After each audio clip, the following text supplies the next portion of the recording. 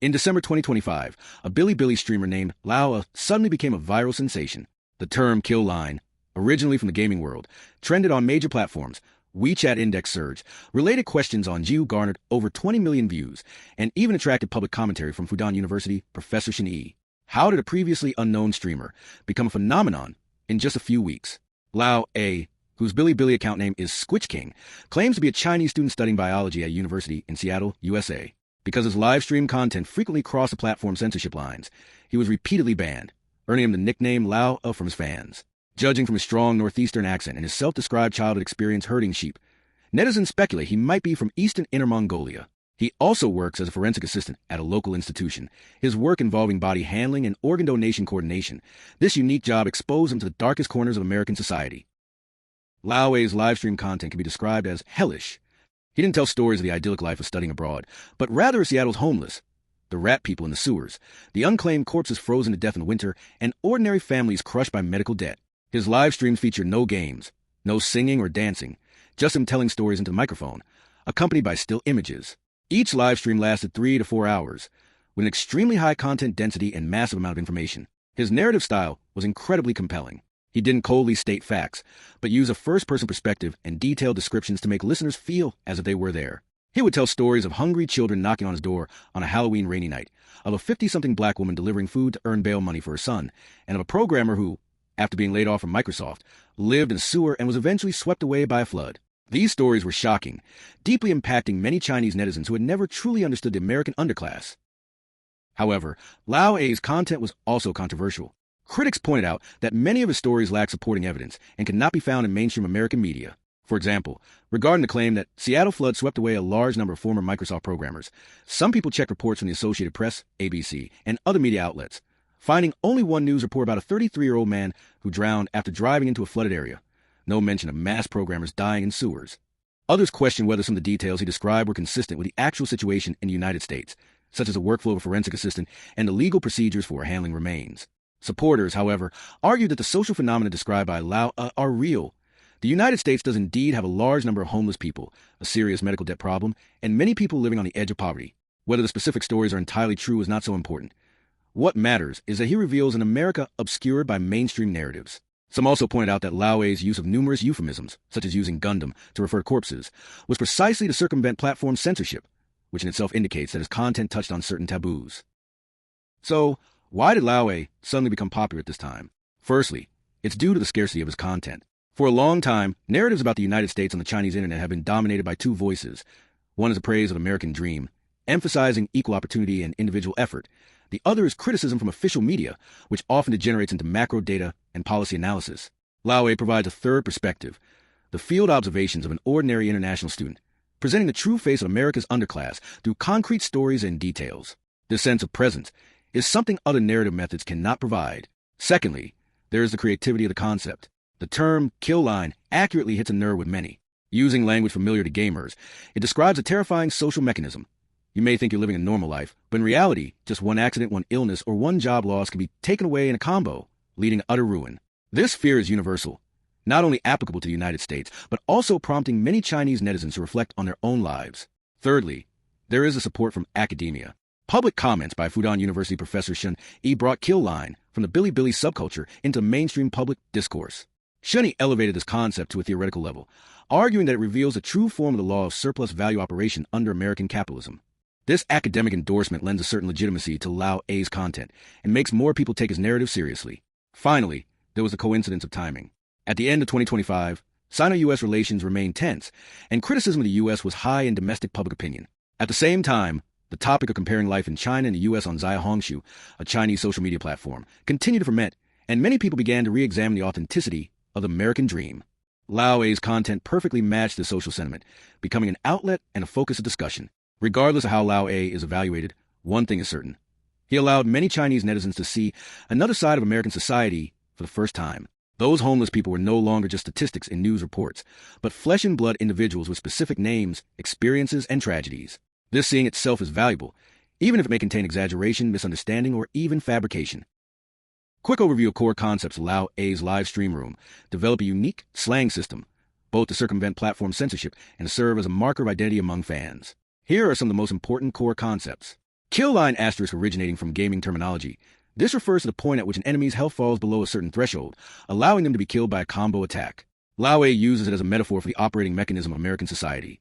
When a person's economic situation falls below a certain threshold, such as credit collapse or homelessness, the entire social system activates a combo attack, completely killing them from normal life. According to Lao, the average survival time for homeless people in the U.S. is no more than 3 years. Once they fall below the kill line, there is almost no chance of recovery. SAN value drop asterisk originating from the Cthulhu Mythos board game. SAN value represents a character's sanity. Witnessing horrific events causes SAN value to drop, and reaching zero signifies madness. Laue's fans use to describe the psychological impact of listening to live streams. The content is too dark, constantly depleting one's mental resilience. The corresponding SAN value recovery refers to restoring one's mental state through light activities. Gundam asterisk refers to a corpse as Bilibili. Bilibili is a Chinese video sharing website. Censor sensitive words like corpse. It is said to originate from the Japanese anime Mobile Suit Gundam, taking it metaphor of needing to be assembled. Forensic work sometimes involves handling mutilated corpses.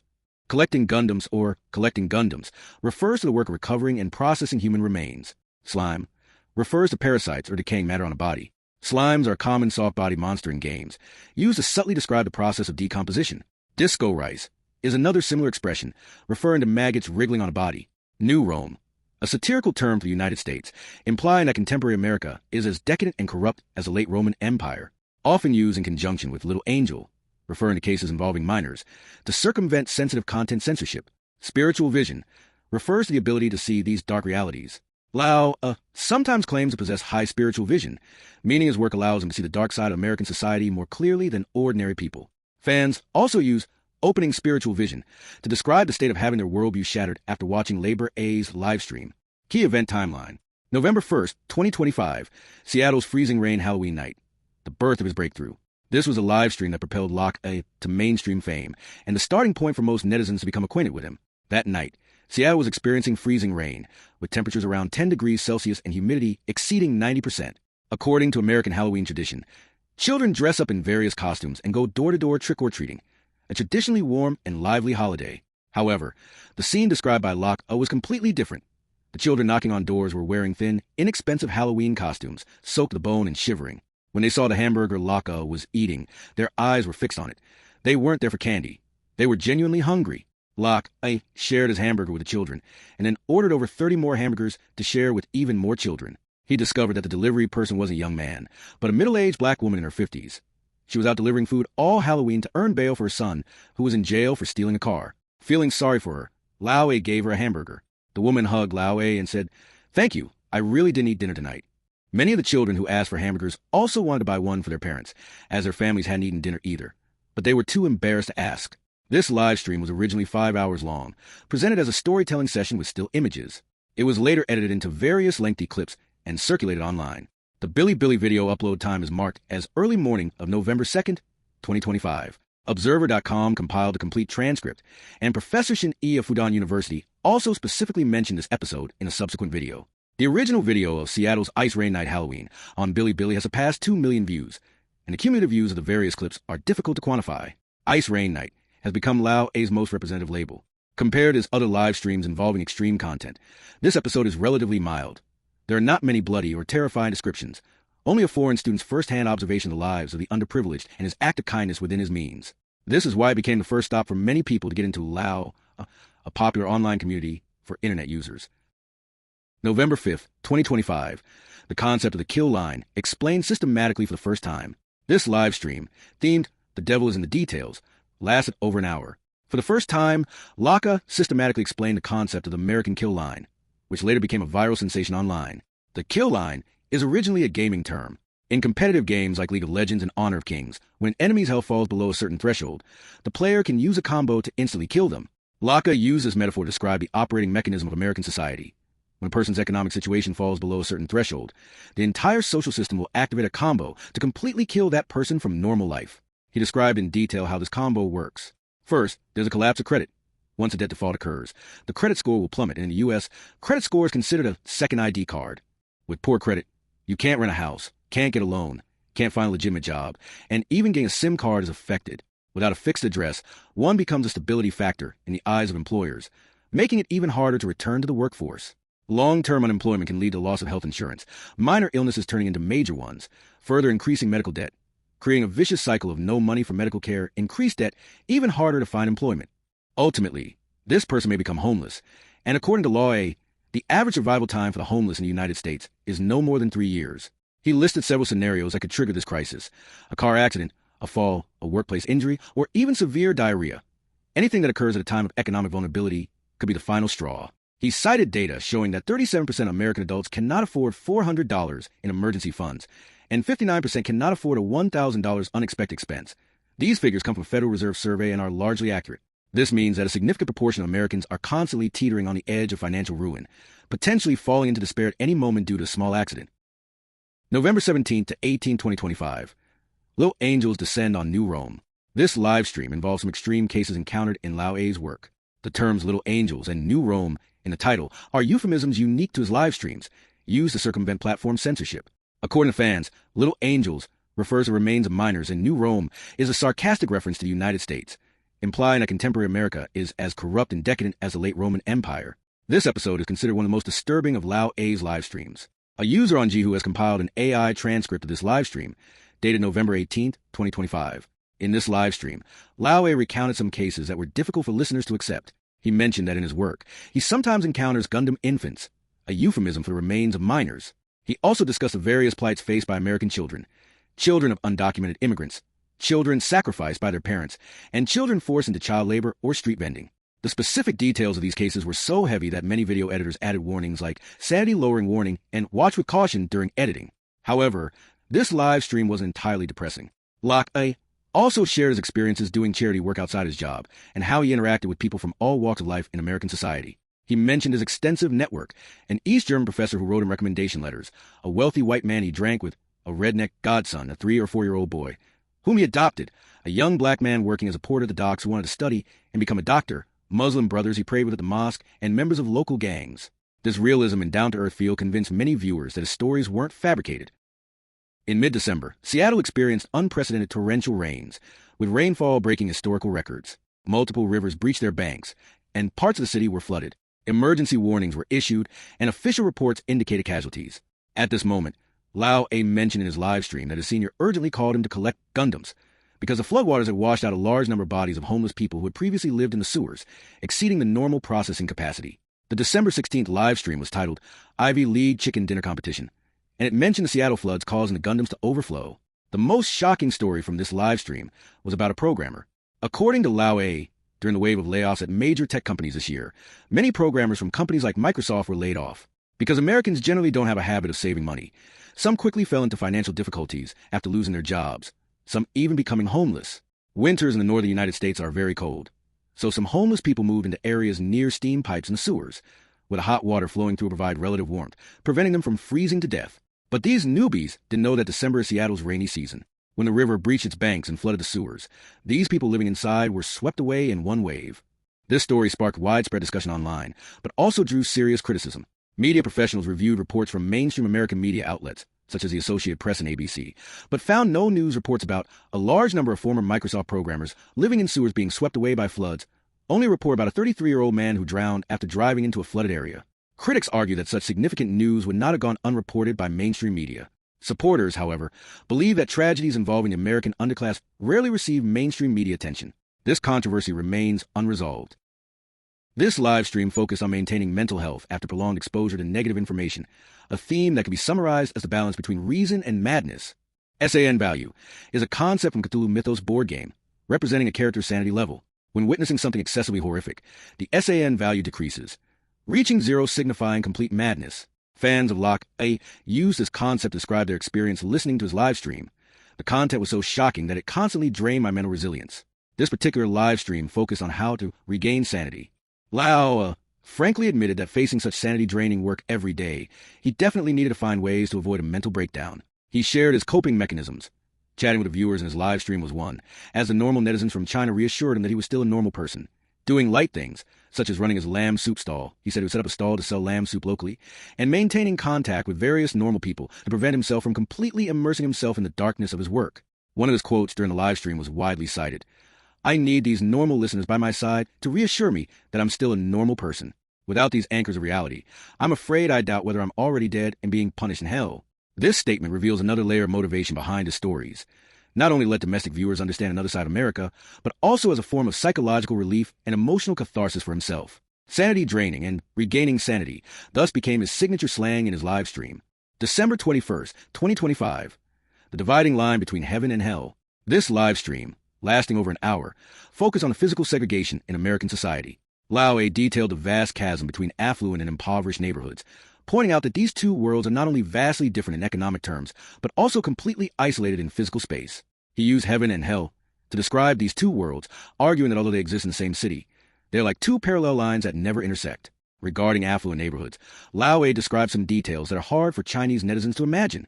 Some top-tier affluent communities have only a few entrances and exits directly connected to highways, not to the city's main roads or other road networks. This means it's very difficult for outsiders to accidentally enter these areas. The private security forces within these communities are extremely powerful, well-equipped, and highly trained, almost military level, in Lao A's words. In some extreme cases, unauthorized entry may result in forced removal. This contrasts sharply with the scene in impoverished neighborhoods. Lao describes how some impoverished areas are controlled to some extent by gangs, who act as a kind of shadow government, controlling the drug trade, and even serving as vote banks during elections. Police power and governance are severely weakened in these areas, not because the law prohibits them from entering, but because the risks are too high and there's a lack of cooperation from the local community. This live stream further reinforces the persuasiveness of the cutting line theory. Once you fall into poverty, you are physically isolated from mainstream society. From December 22nd, 2025, Professor Shin Yi of Fudan University pays attention and comments. December 22nd is a key milestone in Lao A's rise to fame. From this day onwards, Shin Yi, a professor in the Department of International Politics at Fudan University, frequently posted content about the American cutting line on Weibo.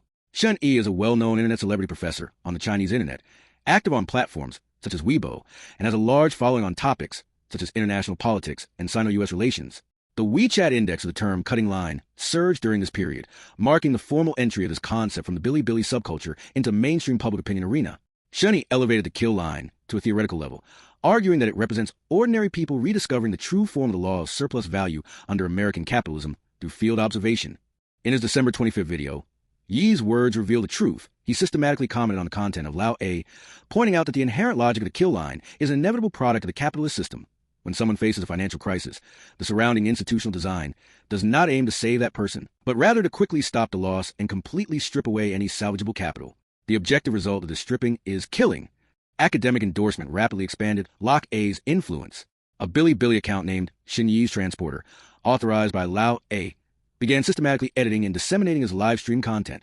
Simultaneously, Guancha.cn, closely associated with Shin Yi, also began intensively reporting on the kill line topic, characterizing it as a significant discovery exposing the dark side of American society. In the video, Shin Yi frankly admitted that after watching Lao A's content, he also needed to recover his sanity. December 24th, 2025. The death of an American construction worker, first account. On Christmas Eve, December 24th, Lao, a popular live streamer, first recounted the story of the death of an American construction worker, which became one of the most emotionally impactful parts of his entire live stream. He told the tragic story of an American construction worker, presenting from beginning to end how an ordinary person was gradually swallowed up by the death trap. The protagonist was a hard-working construction worker with a stable job and income, living an ordinary but decent life. However, a workplace accident changed everything. In the United States, workers' compensation insurance in the construction industry is often incomplete, and employers choose the lowest-tier insurance plan to control costs. After his injury, this worker discovered that insurance could only reimburse a portion of his medical expenses, leaving him to bear the rest himself. He didn't have enough savings and had to take out a loan. The high medical debt caused his credit score to plummet. After recovering, he found himself fired by his former employer. The casual hiring system in the United States allows employers to dismiss employees for almost any reason. With a damaged credit history and a work injury record, he found it difficult to find new work. Without income, he couldn't repay his debts, and defaulting on those debts further eroded his credit, creating a vicious cycle. Ultimately, he lost his home, became homeless, and died on the streets a few years later. December 27, 2025. The death of an American construction worker, the only time Lao cried.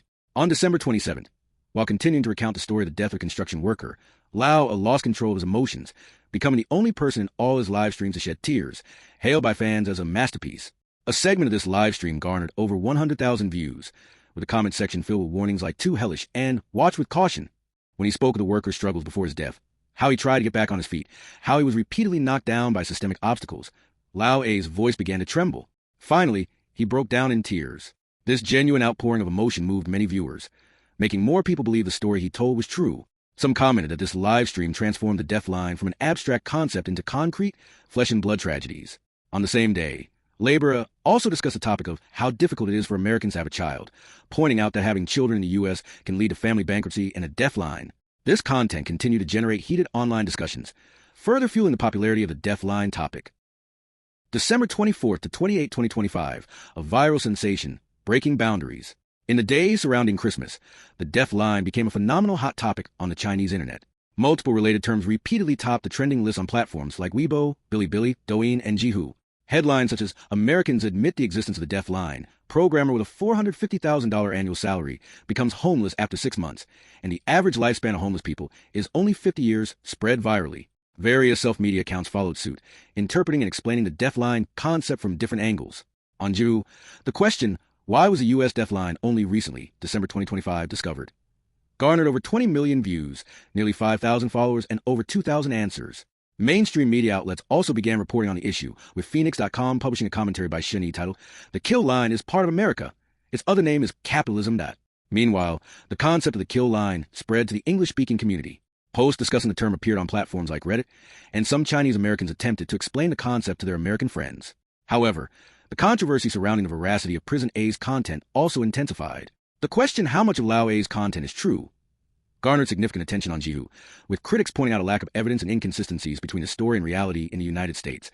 Supporters, on the other hand, argued that the social phenomena he described were real and the complete veracity of the specific stories was less important.